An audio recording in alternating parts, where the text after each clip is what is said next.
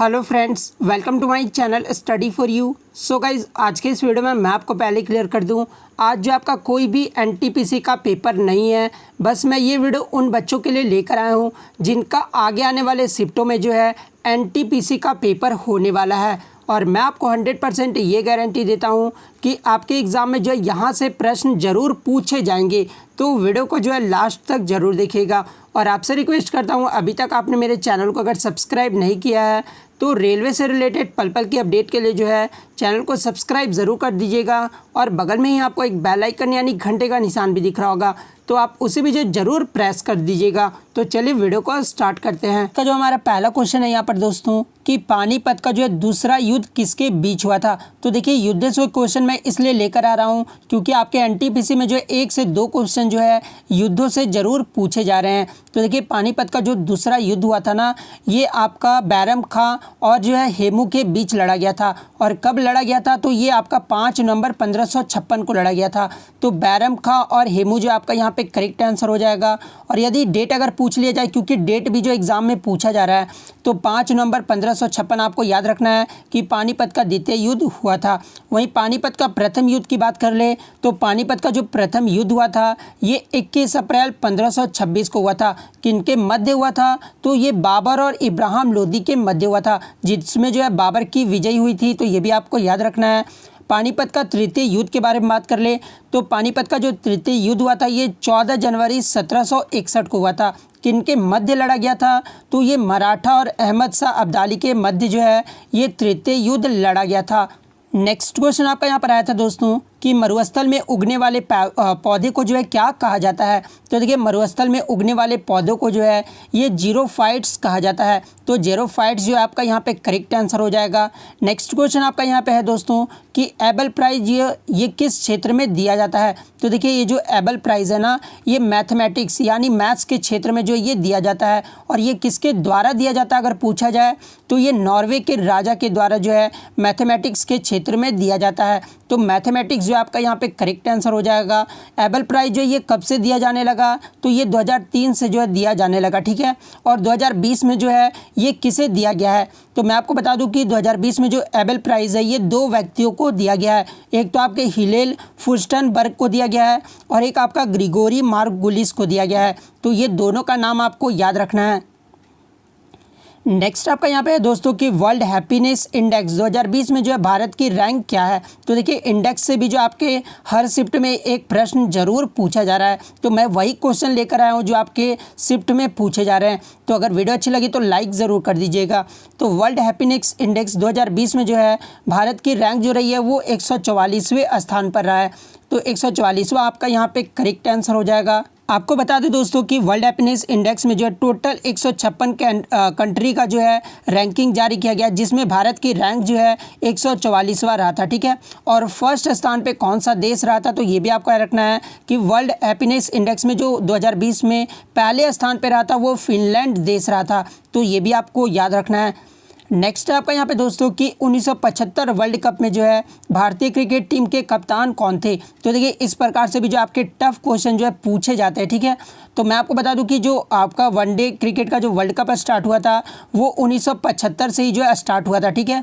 और उस समय जो भारत के कप्तान थे वो एस वेंकट राघवन थे, ठीक है। तो एस वेंकट राघवन जो है आपका यहाँ पे करेक्ट आंसर हो जाएगा। और 1975 का जो वर्ल्ड कप हुआ था उसमें विजेता टीम कौन रही थी? तो ये जो आपको कमेंट करके ज़रूर जवाब देना है। मैं आपको ऑप्शन के तौर पे बता देता हूँ। पहला ऑप्शन जो है आपका ऑस्ट्रेलिया हो जाएगा, ठीक है। सेकंड ऑप्शन जो है वो आपका वेस्ट इंडीज हो जाएगा, ठीक है। तो ये दोनों में से आपको कमेंट करके जवाब देना है कि 1975 का वर्ल्ड कप जो है कौन सा देश ने जीता था। नेक्स्ट क्वेश्चन आपका यहाँ पे दोस्तों कि नेशनल कंज्यूमर्स डे जो है ये कब मनाया जाता है। तो देखिए, प्रतिवर्ष जो है नेशनल कंज्यूमर्स डे जो है ये 24 दिसंबर को मनाया जाता है। तो 24 दिसंबर जो आपका यहाँ पे करेक्ट आंसर हो जाएगा। और कभी कभी एग्जाम में पूछ लिया जाता है दोस्तों कि कंज्यूमर प्रोटेक्शन एक्ट जो है ये कब आया था। तो ये भी आपको याद रखना है कि राष्ट्रीय उपभोक्ता जो है ये एक्ट जो 1986 में आया था, ठीक है। तो ये आपको याद रखना है। नेक्स्ट आपका यहाँ पर आया था दोस्त क्वेश्चन है कि वर्ल्ड टीबी डे 2020 की थीम क्या है। तो देखिए मैं आपको बता दूं टीबी का फुल फॉर्म भी कभी कभी एग्जाम में पूछा जाता है। तो टीबी का जो फुल फॉर्म होता है वो ट्यूबरक्लोसिस होता है, ठीक है। और ये जो है वर्ल्ड टीबी डे हर वर्ष जो है 24 मार्च को मनाया जाता है। तो ये भी आपको याद रखना है कि हर वर्ष जो है वर्ल्ड टीबी डे कब मनाया जाता है, तो 24 मार्च को मनाया जाता है। और 2020 की जो थीम है ना वो इट्स टाइम है। तो इट्स टाइम आपका यहाँ पे करेक्ट आंसर हो जाएगा। नेक्स्ट आपका यहाँ पे दोस्तों कि आर्टिकल यानी अनुच्छेद 243 किससे संबंधित है। तो देखिए अनुच्छेद 243 है ना ये पंचायती राज से संबंधित उपबंध से संबंधित है। तो पंचायती राज जो है आपका यहाँ पे करेक्ट आंसर हो जाएगा। और यदि अगर आपसे भाग पूछा जाए कि पंचायती राज जो ये किस भाग से संबंधित है, तो ये मूल संविधान के भाग 9 के अंतर्गत आता है, ठीक है। तो ये भी आपको याद रखना है। नेक्स्ट आपका यहाँ पे दोस्तों कि प्रथम सरस्वती सम्मान विजेता कौन है। तो देखिए प्रथम सरस्वती सम्मान जो दिया जाने लगा वो 1991 से दिया जाने लगा, ठीक है। और प्रथम जो विजेता रहे थे ये हरिवंश राय बच्चन रहे थे। तो हरिवंश राय बच्चन आपका यहाँ पे करेक्ट आंसर हो जाएगा। बात कर ले 2019 में जो है सरस्वती सम्मान किसको दिया गया था, तो ये भी आपको याद रखना है कि 2019 का जो सरस्वती सम्मान दिया गया था ये वासुदेव मोही को दिया गया था, जिनका जो है शॉर्ट स्टोरी कौन सी थी, तो ये चेकबुक था। तो ये भी आपको याद रखना है। और ये जो है किसके द्वारा दिया जाता है, तो ये के बिरला फाउंडेशन के द्वारा जो है सरस्वती सम्मान दिया जाता है। तो ये सारे फैक्ट को जो है आपको याद रखना है। देखिए मैं एक क्वेश्चन भले ही आपको बताता हूँ, लेकिन उससे जितने भी क्वेश्चन बनते हैं ना मैं वो सारे आपके लिए फैक्ट जो है ज़रूर बता देता हूँ, ताकि एग्ज़ाम में जो आपको कोई भी क्वेश्चन छूट ना जाए। नेक्स्ट क्वेश्चन आपका यहाँ पर है दोस्तों कि केंद्रीय बजट 2020-21 में कौशल विकास हेतु कितनी राशि आवंटित हुई है। तो देखिए 2020-21 का जो बजट पेश किया गया था उसमें कौशल विकास हेतु जो राशि आवंटित की गई थी ये 3000 करोड़ रुपए का जो आवंटित किया गया था। तो 3000 करोड़ रुपए जो आपका यहाँ पे करेक्ट आंसर हो जाएगा। वहीं अगर एग्जाम में आपसे पूछा जाए दोस्तों कि शिक्षा के क्षेत्र में जो है 2020-21 में कितनी राशि आवंटित हुई है, तो ये 99,300 करोड़ रुपए का जो आवंटित किया गया है। तो ये भी आपको याद रखना है। नेक्स्ट क्वेश्चन आपका यहाँ पे दोस्तों कि बाउल जो है ये किस राज्य का लोक संगीत है, ठीक है। तो ये जो बाउल है ना ये वेस्ट बंगाल का जो है लोक संगीत है। तो वेस्ट बंगाल राज्य जो आपका यहाँ पे करेक्ट आंसर हो जाएगा। अन्य राज्य का भी आप लोक संगीत जो है ज़रूर देख लीजिएगा। इसका PDF मैं आपको टेलीग्राम पे जो है लोड कर दूंगा, तो आप वहाँ से ईजिली जो डाउनलोड कर लीजिएगा। नेक्स्ट आपका यहाँ पे दोस्तों कि आइंस्टीनियम तत्व का जो सिंबल है वो क्या होता है। तो देखिए आइंस्टीनियम तत्व का जो सिंबल होता है ना वो ES होता है। और इसका परमाणु क्रमांक की अगर बात कर ले पूछा जाए तो परमाणु क्रमांक जो होता है वो 99 होता है। तो ये भी आपको याद रखना है, यानी एटॉमिक नंबर जो होता है वो 99 होता है। नेक्स्ट आपका यहाँ पर है दोस्तों कि टॉयसा, जिसका फुल फॉर्म जो होता है वो times of India sports award होता है। और 2019 का जो है लाइफ टाइम अचीवमेंट जो अवार्ड है ये किसे दिया गया है। तो टॉयसा के द्वारा 2019 का जो लाइफ टाइम अचीवमेंट अवार्ड जो है ये आपका बाईचंग भूटिया को दिया गया है, ठीक है। तो बाईचंग भूटिया जो है आपका यहाँ पे करेक्ट आंसर हो जाएगा। मैं आपको बता दूं दोस्तों कि बाईचंग भूटिया जो थे वो भारत के पूर्व फुटबॉल के कप्तान भी रह चुके हैं। तो ये भी आपको याद रखना है। और अन्य स्पोर्ट्स पर्सन का आप नाम जान लीजिए जहाँ जो है अवार्ड दिए गए हैं टॉयसा के द्वारा 2019 में। तो sports person of the year जो है ये PV सिंधु को दिया गया है। वही icon of the country award जो है ये आपका बलबीर सिंह को दिया गया है। क्रिकेटर ऑफ द ईयर का जो अवार्ड है ये रोहित शर्मा को दिया गया है। टीम ऑफ द ईयर का जो अवार्ड है वो इंडियन मेंस हॉकी टीम को दिया गया है। तो ये सारे फैक्ट को आपको याद रखना है।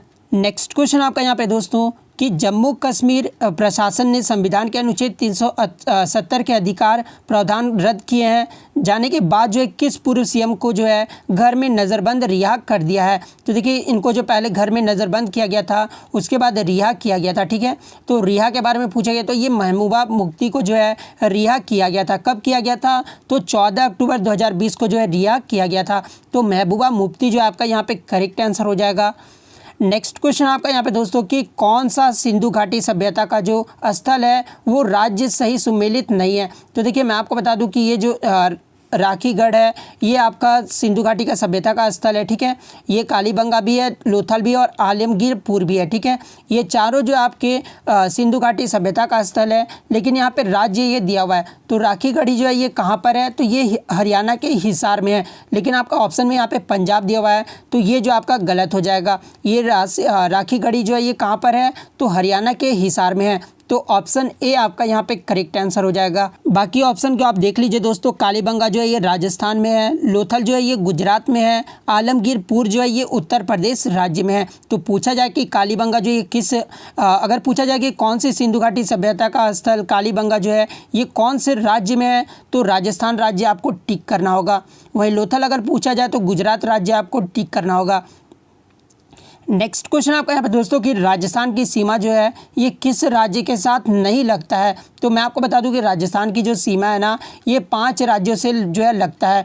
वो 5 राज्य कौन कौन से हैं, तो एक तो आपका पंजाब राज्य से लगता है, एक आपका हरियाणा राज्य से लगता है, एक उत्तर प्रदेश और एक मध्य प्रदेश और एक गुजरात राज्य के साथ जो है ये टोटल 5 राज्यों के साथ जो है राजस्थान की सीमा लगता है। और इसके अलावा कोई भी आपको ऑप्शन में दिया रहा है, जैसे महाराष्ट्र दिया है, ठीक है, तो महाराष्ट्र जो है फिर आपका करेक्ट आंसर हो जाएगा। नेक्स्ट क्वेश्चन आपका यहाँ पे दोस्तों कि 2020 में जो है ऑस्टेड एक्सपेरिमेंट की कौन सी एनिवर्सरी मनाई गई है। तो मैं आपको बता दूं कि जो ऑस्टेड है ना ये प्रसिद्ध वैज्ञानिक है और इनके द्वारा जो है किसी भी चालक में धारा बहने से उसके आसपास चुंबकीय क्षेत्र उत्पन्न हो जाता है, ये एक्सपेरिमेंट में इन्होंने बताया था, ठीक है। और ये जो है सन 1820 में डेनमार्क के प्रसिद्ध वैज्ञानिक रहे थे, ठीक है। तो 2020 में जो ऑस्टेड एक्सपेरिमेंट की कौन सी एनिवर्सरी मनाई गई है, तो ये 200वां एनिवर्सरी जो है मनाया गया है।